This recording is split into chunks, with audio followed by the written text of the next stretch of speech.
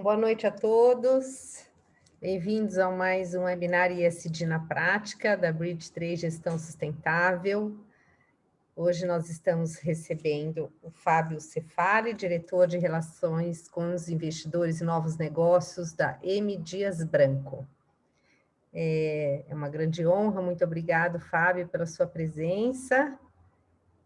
Nós vamos bater um papo aqui com o Fábio, e vocês podem colocar suas questões no chat. Muito obrigada pela presença. Bom, queria começar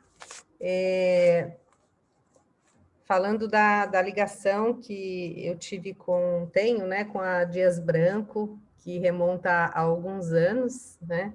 Tenho muito carinho por essa empresa. Como editora, eu cuidei, aqui não dá para ver muito bem aqui, só na minha frente, da biografia do fundador, seu Ivens Dias Branco, há alguns anos, em 2013. Estive pessoalmente no lançamento em Fortaleza, conheci os filhos, né? E seu Ivens tem uma história muito bonita, né? Construiu esse negócio e os filhos deram continuidade. Hoje, essa empresa aberta que fez essa bela jornada rumo à sustentabilidade, hoje integra o Índice de Sustentabilidade Empresarial da B3, que é sobre isso que nós vamos falar. Então, vamos começar aqui nossa conversa, né, Fábio? Contando um pouquinho de como tem sido essa jornada para vocês na Dias Branco, né? Vamos sim. Aí, Daniela, obrigado pela oportunidade, é um enorme prazer.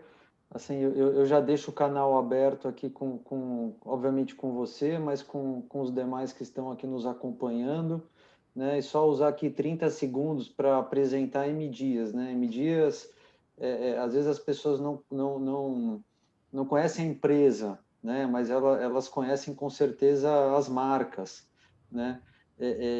A M. Dias é a maior empresa do Brasil de massas e biscoitos, é líder de mercado, tem um faturamento superior a 7 bilhões de reais, são 17 mil colaboradores, 19 marcas, então a gente tem a marca Adria, Piraquê, Vitarella, Fortaleza, Isabela, né? E tem uma informação que é interessante, que a M. Dias ela tem 93% de penetração nos lares, né?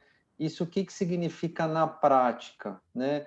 De cada 100 domicílios do Brasil, 93 consomem pelo menos um item da M. Dias, né? São pouquíssimas empresas de consumo que têm assim esse nível de entrada nos domicílios, né? A gente opera no país todo, são 15 fábricas. Como você colocou, assim, a gente tem hoje a terceira geração da família Dias Branco à frente da empresa, com executivos e executivas de mercado, e a gente assim, listou a empresa em 2003 na B3, em 2006, desculpa, na B3, no novo mercado, que é um nível mais alto de governança, né?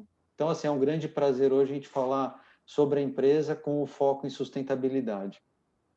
Muito bom você ter falado, Fábio, obrigada. E, se eu não me engano, é a segunda maior fábrica do mundo, não é? De massas e biscoitos. A gente, assim, talvez a sétima maior empresa de massas e, sem dúvida, uma das maiores de biscoitos. Muito bacana, um orgulho, né, para o nosso país.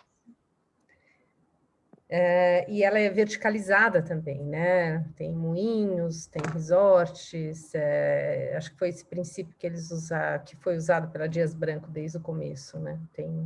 Assim, a M. Dias Branco é a empresa de alimentos, né? Assim, a família, através de outros veículos, né?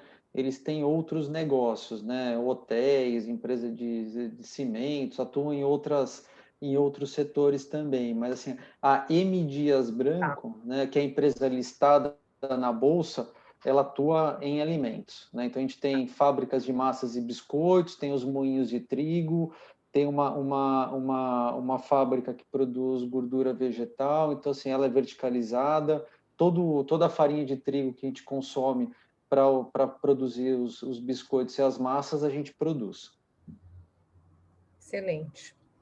Então, para contar um pouco também para as pessoas, né, em janeiro, a Dias Branco passou a integrar o Índice de Sustentabilidade Empresarial da B3, e como você conta, né, Fábio, isso é uma jornada, não é uma linha de chegada. E é sobre isso que a gente vai conversar um pouquinho aqui. Então, como a sustentabilidade, né, você bem fala, não é algo novo e não é uma linha de chegada, né? Então, vou até citar um trecho aqui que seu Ivens fala no livro, quando ele está falando sobre o dinheiro. E ele fala que o dinheiro para ele só foi importante porque representou a possibilidade de realizar coisas que contemplem a sociedade como um todo. Então, essa visão, né, esses princípios, eu queria que você contasse um pouco para nós como eles estão integrados na cultura da empresa, como eles permanecem e estão sendo levados nessa jornada. Queria que você contasse um pouquinho para a gente. Acho que essa frase do seu Ivens, né, depois ela foi traduzida para o Triple Bottom Line, né? Porque aí ele fala de várias coisas numa frase muito sucinta, né? Então, quando a gente olha a sustentabilidade como jornada, começou lá atrás com ele, né? Então, se a gente vê, a gente visita, né, a gente chama de centro histórico da M. Dias, a gente já vê essa história, essas questões de sustentabilidade, já assim, fazendo parte do negócio da empresa, né? Então, você tem 15 fábricas e tem um projeto, não só projeto e processo, né? Com as comunidades de entorno, né? E aí são coisas de longo prazo, são coisas que se perpetuam, né? Não são ações pontuais, são ações de longuíssimo prazo. O projeto escola, que todo ano a gente recebe milhares de estudantes nas nossas fábricas, aí tem uma questão de educação, de ter um primeiro contato com uma empresa grande, que é uma fábrica, né? Então, são coisas que vêm lá de trás, né? Começaram lá com o seu Ivens e a família foi dando continuidade a isso e, assim, e aumentando, potencializando e abrindo outras frentes, né? Então, por isso que a gente vê a sustentabilidade como uma jornada, né? E os diferentes públicos, eles vão somando, né? Assim, a gente é desafiado todo momento, desafiado pelo consumidor, desafiado pelo cliente, desafiado pelo Estado, né? Que assim, a régua vai subindo, pelos investidores, é uma empresa listada em bolsa que tem investidores brasileiros e investidores estrangeiros, os estrangeiros já há muito tempo, né, eles puxam e empurram, né, a empresa, depende de como você se posiciona, né? Então, assim, a empresa a todo momento ela é desafiada, né?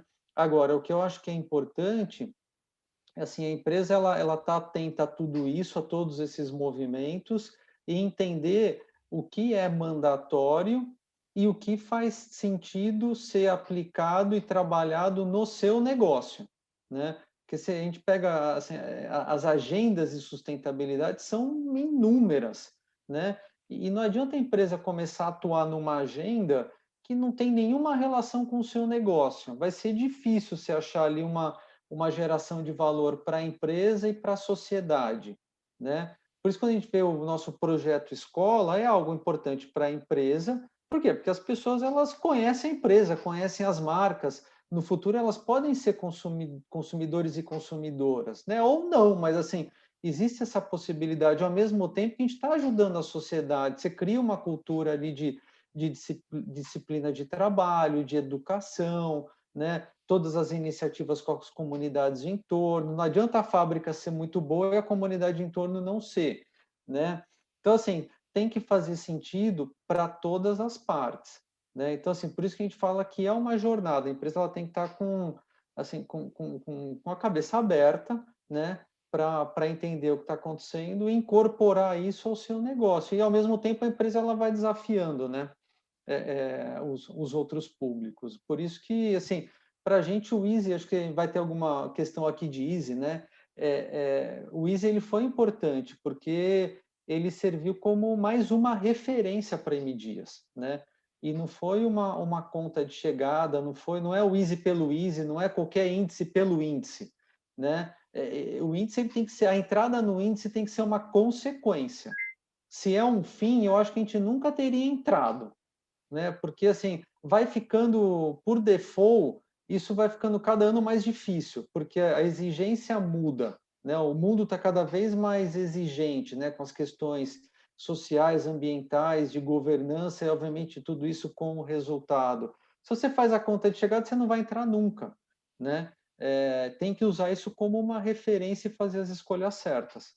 Eu acho que você definiu muito bem a relação com os stakeholders todos que a Dias Branco incorpora, né, no seu dia a dia. Você falou do governo, você falou das comunidades do entorno, você falou dos clientes, falou dos consumidores. Levar em conta, né, toda essa visão dos stakeholders para estabelecer as metas de sustentabilidade que tem relação com o negócio de vocês. Eu acho que essa visão é perfeita, né? Eu acho que é por aí o caminho mesmo. E vocês também desenvolvem os relatórios de sustentabilidade com base nos padrões de RI já há alguns anos, né?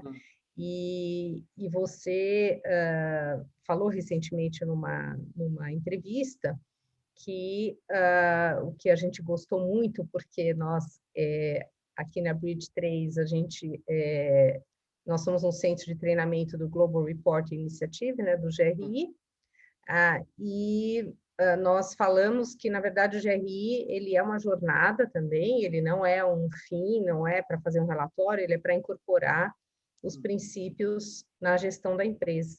E é exatamente o que você falou, que essa metodologia ajudou e tem ajudado a empresa a trilhar esse caminho em direção às mudanças necessárias, né? E aí, se você puder comentar um pouco como tem sido esse processo também, com as normas, os padrões, né? E como isso tem ajudado vocês também nessa jornada. E isso daí, Daniela, começou. Eu nem estava na empresa ainda, tá? Eu entrei na M Dias em 2016, mas eu conheço bem essa história. E assim, a sustentabilidade começou lá atrás, né? Na essência, com o seu Ivens, e aí isso foi evoluindo, né? Mas assim, em alguns momentos é importante fazer uma parada técnica e colocar todo mundo na mesma página, né? Até para evoluir a agenda, né? Em 2014, a M Dias ela deu um salto, né? Ela criou uma estratégia de sustentabilidade, né? Naquele momento foram criados grupos de trabalho, 8 grupos de trabalho, para dar ritmo a algumas agendas. Primeiro assim, a empresa escolheu as agendas, criou os grupos para dar ritmo e ter entregas concretas com prestação de contas, né? Inicialmente internamente e depois para o público externo, né? Então, tem agenda de saudabilidade, de cultura, de meio ambiente, de embalagens, aí são 8 agendas, né? E naquele mesmo momento de 2014 foi quando a empresa começou a publicar os seus resultados seguindo esses padrões que você comentou, né? Então, assim, teve ali um momento houve um degrau ali, né? Um momento de evolução que não foi tão linear, né? E aí, o que a gente aprendeu com isso? Quando a gente segue esses padrões, né, a gente começa a balizar melhor as coisas, né? Você fala assim, pô, você começa a olhar as outras empresas, essa empresa faz tal coisa, pô, isso aqui faz sentido para a gente, esse aqui divulga de um jeito, tem a questão das metas, né? O mercado, vou chamar aqui de mercado, né? Mas os vários públicos, inclusive o mercado financeiro, né? Que é um leitor importante aqui do relatório, ele quer ver assim, o que você fez, mas o que você vai fazer, e aí depois você vai mostrar se você fez ou não, né? Então é importante definir algumas metas e prestar contas, né? Então, quando a gente segue esses padrões, eu acho que assim, dá uma boa engessada, né? Por quê? Porque você tem ali um norte para seguir, né? Você fala assim, pô, eu não faço tal coisa, eu tenho que fazer. Ah, mas isso aqui não faz sentido para a empresa, então eu vou dizer porque eu não faço, né? Agora, essa outra coisa aqui que faz sentido e eu não faço, aí eu vou fazer, né? Vou te dar um exemplo, né? Quando a gente começou a olhar o Easy como referência, isso foi em 2017, né? Que a gente pegou lá todas as questões do ISE, a gente pegou do Dow Jones, pegou algumas outras referências, a gente falou, pô, o nosso principal gap é a mudança climática. Pô, mudança climática faz sentido para o mundo? Obviamente faz. Para M Dias faz? Também faz. Né? Então, o que a gente precisava fazer no primeiro momento? Mensurar. E você vai quantificar isso como? Precisa fazer um inventário das emissões. Né? A gente sabe fazer dentro de casa? Não, não sabe. Contrata uma consultoria. A gente contratou a consultoria, fez o primeiro, fez o segundo, aí já começou a desenhar uma tendência, aí a gente já começou a desenhar algumas ações para reduzir as nossas emissões. Agora tem que fazer o escopo 3, né, que é o que está fora da empresa. Então, assim, você vê que o negócio vai ficando cada vez mais complexo, mas é importante ter essas referências, porque pode ser que tenha uma agenda que está acontecendo que a gente não viu. Né? Acontece, né? Por mais que a empresa seja antenada, pode ser que tenha passado alguma agenda, né? Então é importante ter essas referências. Então, relatório integrado, easy, conversas como essa, né? Assim, a empresa ela precisa estar antenada ao que está acontecendo. E esses padrões ajudam até a fazer o benchmarking, né, com outras empresas no mundo, porque outras empresas no mundo todo usam os mesmos padrões. Então, como vocês relatam, e eu sei que como vocês também fazem tudo também bilíngue, né, o inglês dá para comparar com outros relatórios do mundo todo, enfim, eu acho que é uma boa medida para fazer um benchmarking. Os padrões ajudam a fazer isso também, né, essa comparabilidade, né? E aí eu queria aproveitar e te perguntar, quando teve essa montagem dos grupos de trabalho, em 2014, que você falou, a importância do patrocínio e do apoio da governança, né, do Conselho de Administração, porque a gente sabe que tem que ter esse apoio, né, do Conselho de Administração, seja na montagem de um comitê de sustentabilidade, de uma estrutura que vai dar realmente o suporte a todas essas ações, né? E não dá assim para montar um departamento e delegar, né, para esse departamento. Tem que ser realmente um envolvimento de toda uma cadeia, né? Então, a gente queria saber como que isso acontece lá na Dias Branco, esse apoio e esse patrocínio do Conselho de Administração. Esse ponto aí é bem importante, né? Porque na M Dias, e acho que não tem muita regra para isso, né? Acho que cada empresa tem o seu jeito, né? Na M Dias eu vejo que ele é de cima para baixo, né? Na transmissão dos valores da empresa, que é uma empresa familiar, é uma empresa que ela tem uma tradição forte, respeita essa tradição e tem valores muito fortes, né? E os controladores eles atuam também como o guardião da família, né? Como um guardião dos valores, né? Então assim tem esse movimento de cima para baixo, né? E tem um movimento também, um fluxo de baixo para cima, que é o de entender o que está acontecendo no mercado, fazer essas comparações e esse filtro, né, do que o mundo pede e faz sentido para a empresa e levar para cima, né? Aí tem o casamento desses conceitos já filtrados com os valores da empresa. Aí a gente cria as ações, entendeu? Então, espero que eu tenha sido claro aqui, mas assim, tem um fluxo de cima para baixo e de baixo para cima, e ele é contínuo. Eu Né? achei muito interessante essa visão, porque por mais que tenha essa passagem dos princípios, esses guardiões, existe uma escuta ativa do que vem de baixo, né? Para coisas novas e para inovação. Então, isso é muito interessante, essa dinâmica do que acontece na M Dias, e não é comum, né? E acho que é isso que impulsiona realmente essas metas ambciosas. Muito interessante mesmo, é bem bacana entender essa dinâmica do que acontece. E falando em metas ambiciosas, né, uma das metas que vocês estabeleceram, né, dentro dessa visão, E já olhando para a cadeia de fornecimento, você falou do escopo 3, né? Que aí, quando olha para a cadeia de fornecimento, vocês foram olhar para a cadeia de fornecimento e acharam uma matéria-prima que é o ovo, né? Que é uma das matérias-primas das massas, né? Sim. E vocês estabeleceram a meta de até 2025 utilizarem ovos cage-free, né? Galinhas criadas livres. E é uma meta ambiciosa, né? E vocês tiveram que envolver várias partes, né? Fazer várias relacionamento com diversas partes. Então, eu gostaria só que você descrevesse como foi esse movimento, como tem sido esse movimento em direção a essa meta ambiciosa. Esse movimento ele é importante até para ilustrar o que a gente conversou antes, né? Desse processo de escuta, né? A gente já tem um dos grupos de trabalho é o de fornecedores e suprimentos, né? Então, assim, já tem um processo de monitorar fornecedores, de fazer uma leitura do ponto de vista de sustentabilidade, né? Só que o insumo ovos, ele é um traço, né?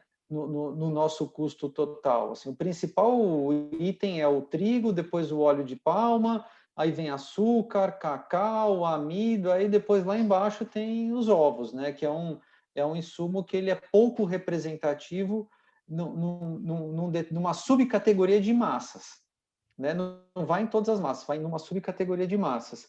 E foi um momento, se eu não me engano, foi em 2018 ou 2019, né? Que assim, que a empresa ela foi desafiada, né? Assim, a gente recebeu, fomos abordados, né? Assim, de forma assim muito assim transparente e elegante, né?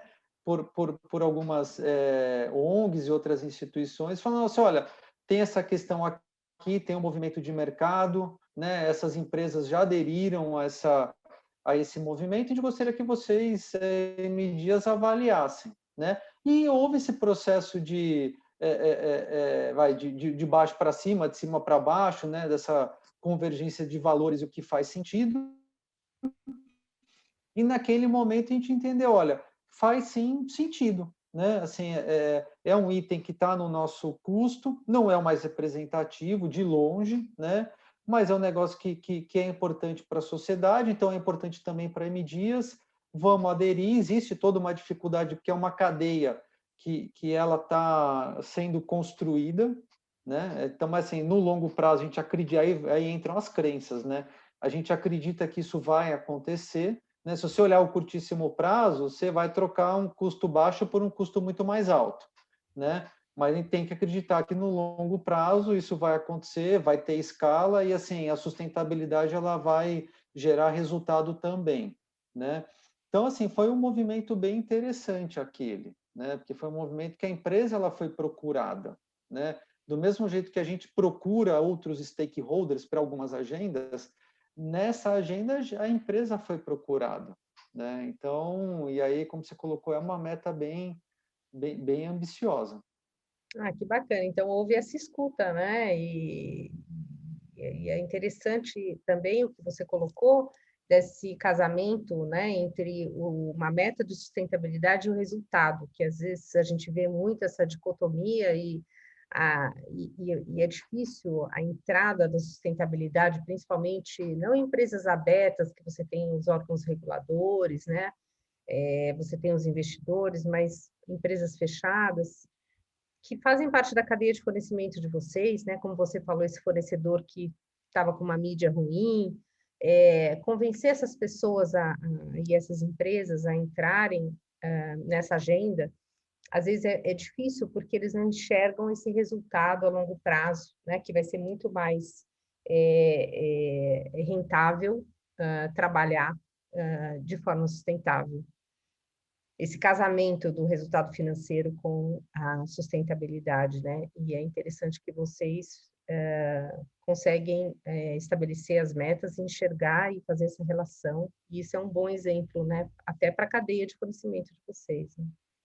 Eu acho que isso aí, Daniela, é muito mais simples do que parece, viu? Assim, pegar exemplos simples, né? Você se você tem eficiência energética, você consome menos energia, né? O que em tese é bom para o planeta, e você gasta menos, né? A mesma coisa com água, né? Você olha do lado social, né? Olhando os colaboradores, você reduz passivo, né? Então reduz o risco da empresa. Então, assim, não é tão difícil quantificar essas coisas, né? Você pode dar até mais um passo, pensar no custo de dívida, né? Essa questão dos ovos cage-free, né? Mas vamos olhar isso aqui para todos os insumos da empresa. A gente acabou de emitir um CRA, né? O CRA é uma dívida, né? É uma dívida que vai principalmente para a pessoa física, né? Por uma questão tributária, né? Existe isenção de CRA para a pessoa física. Então, assim, atinge muita gente. A gente acabou de emitir o nosso primeiro CRA, né, da história da empresa. A gente levantou 811 milhões de reais.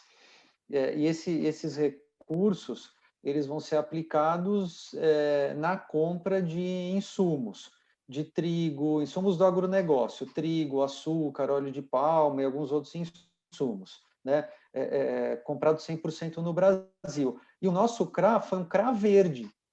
Isso o que significa? Significa que a gente vai comprar de fornecedores que atendam pelo menos os requisitos mínimos, mas que num horizonte de médio e longo prazo, eles vão atender também alguns requisitos adicionais de sustentabilidade.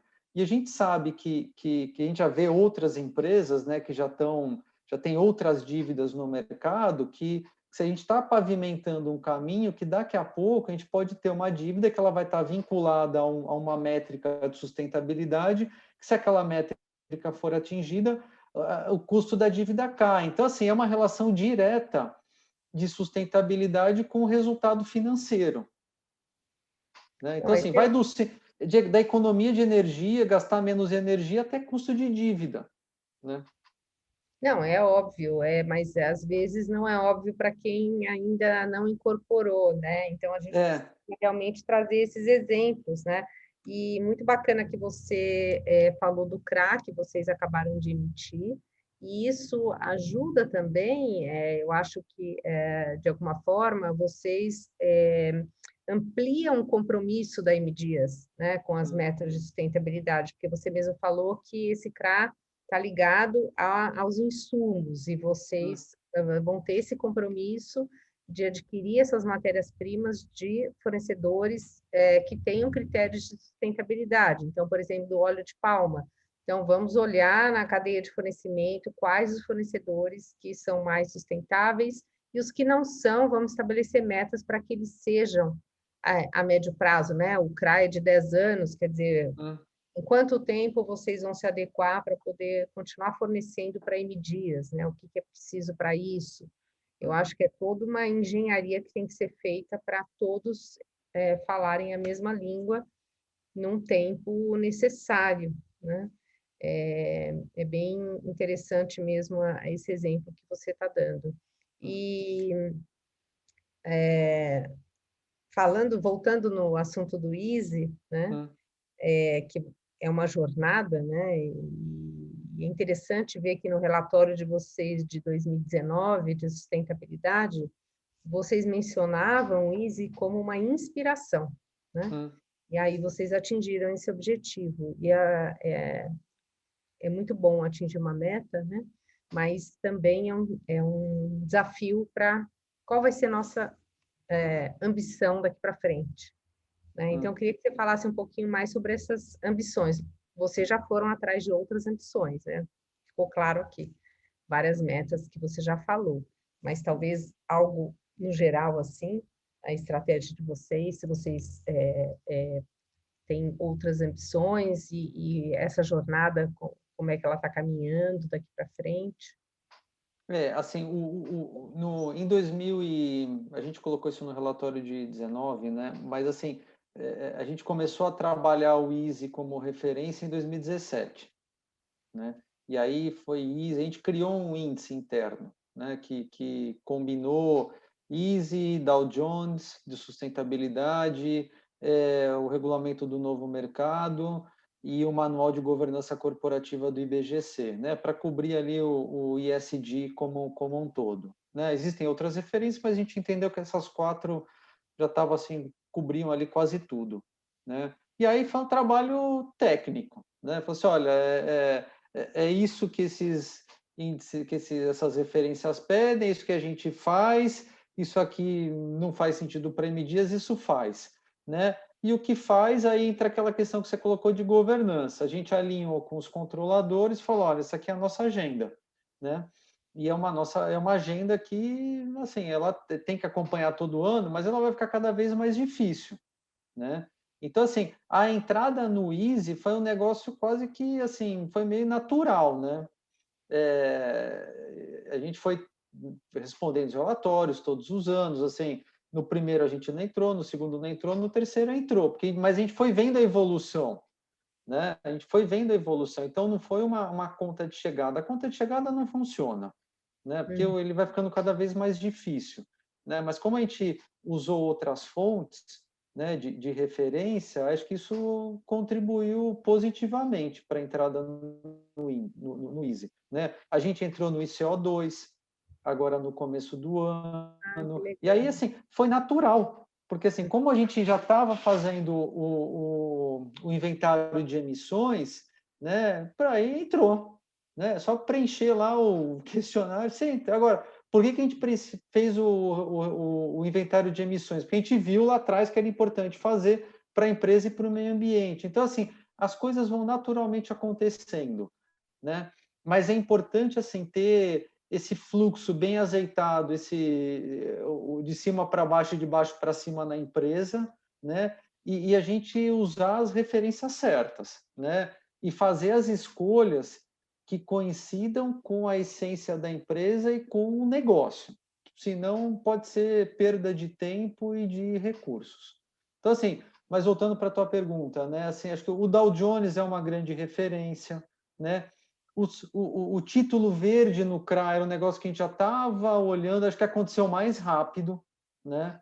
Do que a gente imaginava. Mas quando a gente começou a falar de CRA, a gente falou, pô, nem vamos falar de CRA verde nesse momento. A gente foi desafiado por um dos coordenadores, a gente falou, pô, vai dar.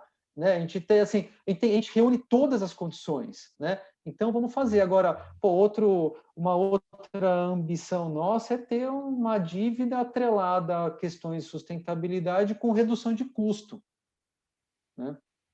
Os Sustainability Linked Bonds, né? Que são ligados a metas ESG.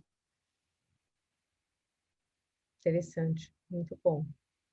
Ah, é sensacional. Eu acho que é muito bom ouvir a história de vocês, esse exemplo, né? E eu fico muito feliz, né, de acompanhar a história da M. Dias, né, com muito carinho aí.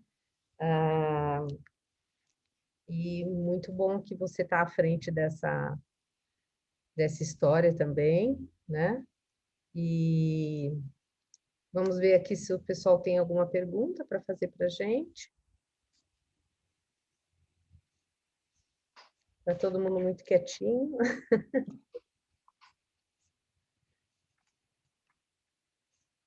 Sem perguntas por enquanto.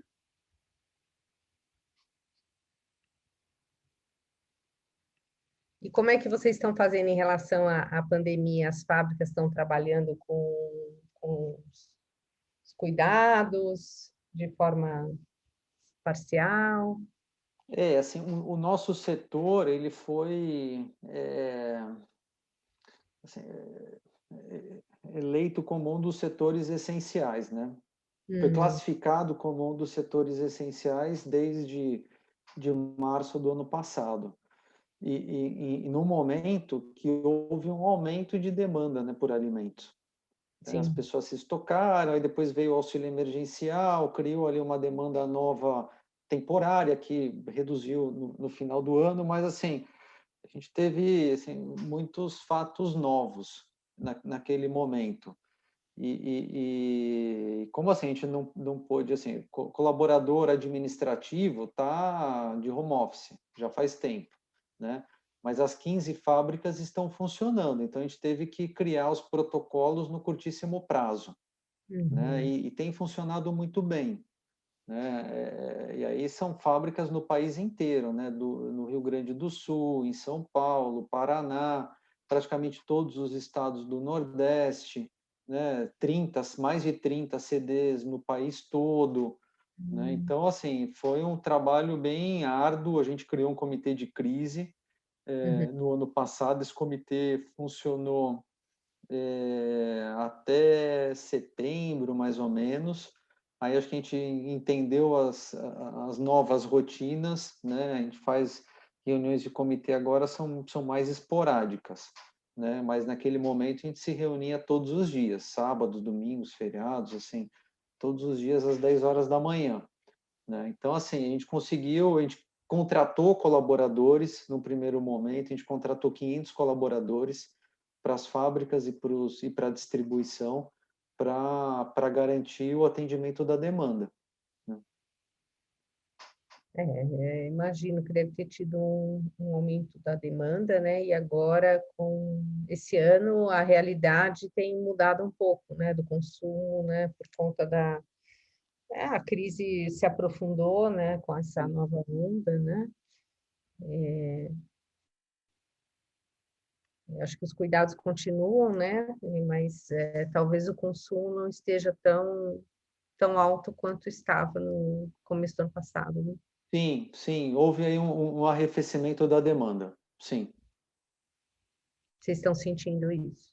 Sim, sim, a gente sentiu no final do ano passado, agora parece que está melhorando um pouco, mas assim, está uma demanda menor se a gente comparar com aquele período ali de março até julho de 2020.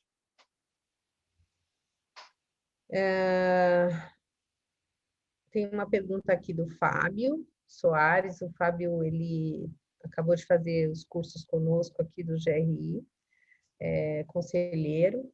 Ele está perguntando quanto tempo, em média, é necessário para implementar um relatório de sustentabilidade, partindo do momento da criação do Comitê de Sustentabilidade na governança da empresa. E qual é a sua experiência neste caminho entre o início dos trabalhos do comitê até a divulgação do primeiro relato?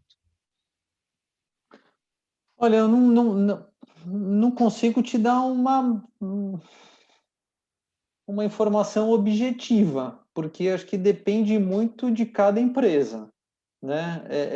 E aí depende do que, né? Acho que assim, primeiro assim, se as bases estão preparadas, né? Qual é o acesso às informações, né? Essas informações estão preparadas? Existe um histórico, sim ou não? Acho que isso interfere muito nesse tempo necessário para chegar a uma primeira edição do relatório, né? Outra coisa, assim, quais são os recursos que a empresa vai alocar para esse trabalho, né? Vai ser tempo parcial das pessoas? Aí acho que fica mais difícil, né? No momento de construção, né? Porque as pessoas têm outras agendas, né? Na empresa. Agora, se colocar um time dedicado para até para dar ritmo, né? Eu acho que acelera bastante. Recurso financeiro, não vejo que é o principal, né? Para mim, assim, o mais complexo é ter as bases prontas, né? E ter uma informação confiável, né? Acho que o que exige mais tempo é garantir que as informações estejam disponíveis e que sejam confiáveis, né? Tendo isso pronto, e eu acho que em poucos meses o relatório ele fica pronto, porque assim tem várias consultorias que sabem muito bem como preparar um relatório. Acho que a questão é garantir que as informações estão disponíveis e que sejam confiáveis, porque fazer um relatório com informações que elas vão ter que ser ajustadas com muita frequência, né, eu acho que acaba perdendo credibilidade. Eu acho que falou tudo. Depende muito do caso, depende da vontade da empresa, se a empresa já passou a mensagem de que aquilo tem que acontecer, né, para que as pessoas fiquem imbuídas daquela responsabilidade também, né? Qual a estrutura que foi montada das pessoas internas para isso, né? E aí tem que montar o grupo, né, de trabalho que vai se dedicar, né, a montar esse cronograma e trabalhar na construção do relato. Porque depois o esforço é incremental, né? Mas o primeiro, eu acho que assim, a construção dessas bases é o mais importante. E a empresa, assim, definir qual que é a narrativa, né? Então, a narrativa, obviamente, tem que refletir o que é a empresa e a realidade, mas ela precisa ter um jeito ali de contar a história, explicar aqueles números, definir as metas. Acho que é melhor começar um pouco mais simples e aí vai sofisticando depois. Isso mesmo, tá certo. A, ele agradeceu. A Amanda gostaria de saber um pouquinho como que é na M Dias a equipe de sustentabilidade, quantas pessoas, se ela é multidisciplinar.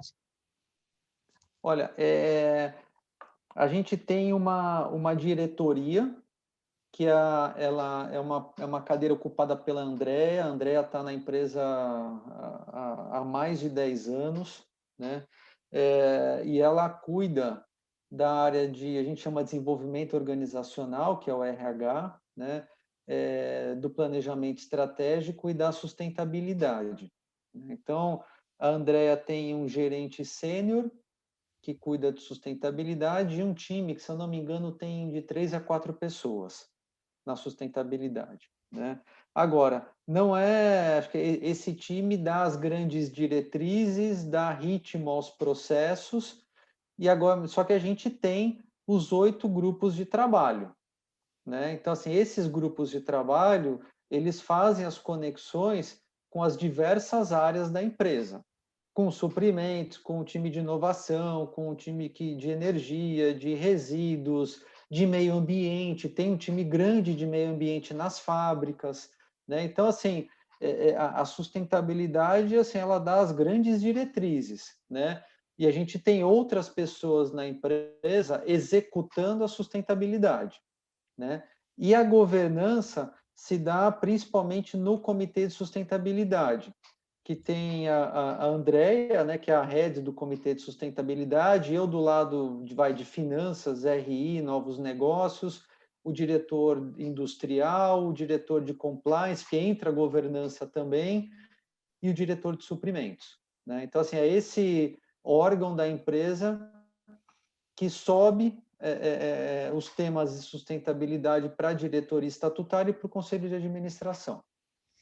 Muito bacana essa sacada de, desde 2014, ter montado os grupos de trabalho, né? Foi uma forma de reunir o pessoal operacional e engajá-los, né, nesse trabalho da sustentabilidade nas várias frentes, né? Suprimentos, meio ambiente, nas fábricas. Muito interessante. E aí, Daniela, até lembrei de uma outra questão aqui, vamos falar que chamar aqui de um efeito colateral positivo, né?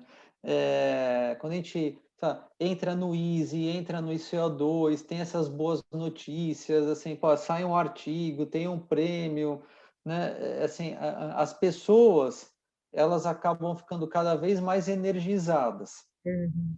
né? Assim, eu vejo no mercado, né, que tem gente que defende assim esses índices, tem gente que não, mas tudo bem, cada um tem uma opinião, né?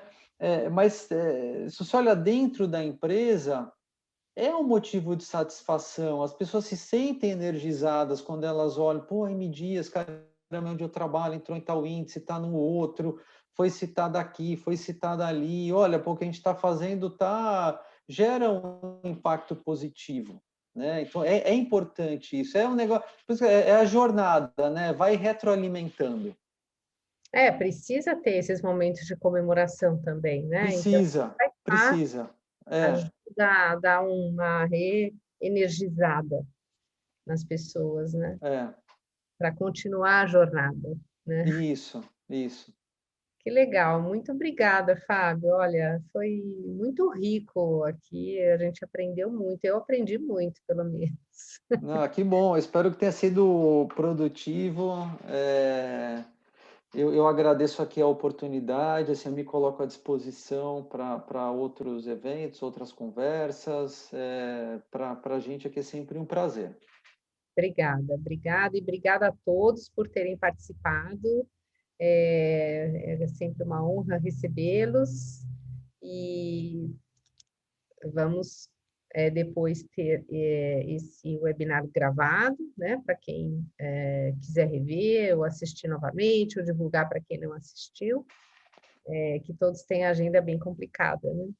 E tá aqui recebendo alguns parabéns e mandando abraço para você, Fábio. Ah, legal, obrigado. É uma grande honra. Então, muito obrigada, obrigada, Nádia, e muito obrigada, Fábio. Obrigado, boa noite a todos. Boa noite a todos, muito obrigada.